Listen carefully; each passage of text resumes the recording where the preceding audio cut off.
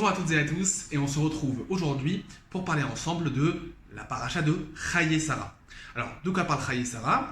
Eh bien, Sarah, la première matriarche du peuple d'Israël, quitte ce monde, et donc son mari Abraham va faire l'acquisition d'un caveau pour l'enterrer, la fameuse grotte de Marpella, dans la ville de Hebron.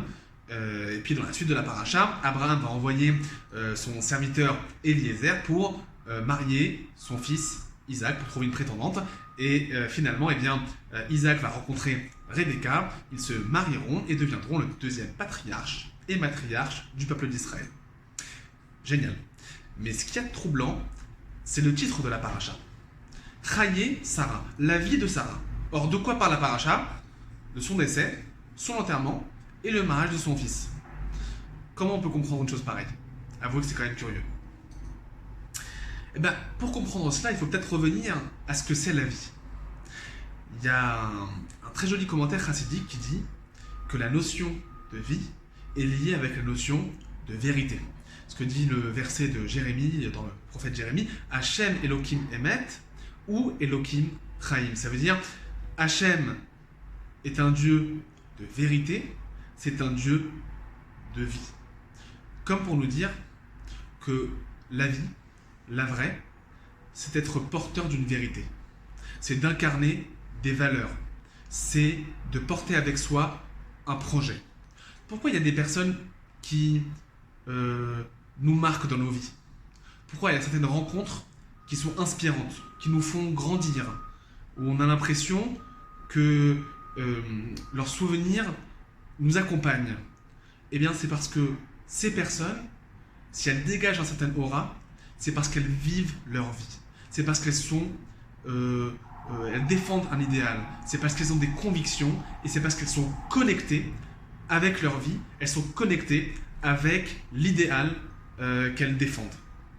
Alors comment on peut savoir si quelqu'un est connecté avec sa vie? C'est un petit peu compliqué. Mais il y a un signe qui ne trompe pas. Si la vérité de la personne continue après sa disparition, c'est que toute sa vie, elle a été connectée avec cet idéal. Donc finalement, Sarah, une fois qu'elle a disparu, que se passe-t-il? Abraham va faire l'acquisition d'un terrain en terre d'Israël, la terre de l'alliance et de la promesse, qu'elle a toujours défendue. Son fils va se marier et avoir une descendance et donner une continuité. Et pas avec n'importe qui. Il se marie avec Rebecca, une femme vertueuse. Le Midrash nous dit qu'il y avait 3 miracles du temps de Sarah. D'abord, il y avait une bougie qui était allumée d'un Shabbat à l'autre, continuellement. Il y avait une bénédiction dans le pain de Sarah. Et il y avait aussi une nuée qui était au-dessus de sa tente.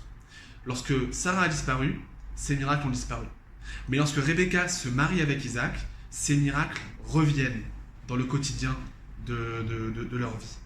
Comme pour nous dire que Sarah, et que plutôt Rebecca, continue de vivre la vérité de Sarah. Et par conséquent, Sarah continue de vivre à travers Rebecca. Alors, qu'est-ce que finalement ça veut dire pour nous? Le message de Chayei Sarah, c'est finalement de ne pas se demander ce qu'on attend de la vie, mais plutôt se demander ce que la vie attend de nous. C'est d'être capable de défendre des idées, de défendre un idéal, d'incarner des valeurs, de vivre son identité dans ses actes et dans son cœur. Shabbat Shalom et les Chaim à la vie.